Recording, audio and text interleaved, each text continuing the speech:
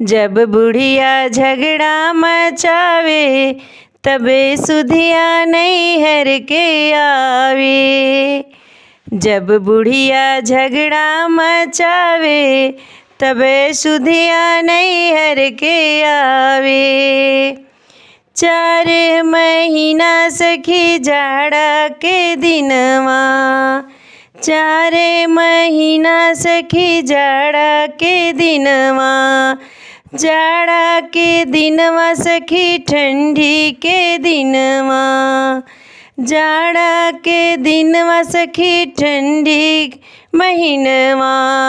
जब बुढ़िया भोर में जगावे, जब बुढ़िया भोर में जगावे तबे सुधिया माई के आवे। जब बुढ़िया भोर में जगावे तबे सुधिया माई के आवे। जब बुढ़िया झगड़ा मचावे तबे सुधिया नैहर के आवे।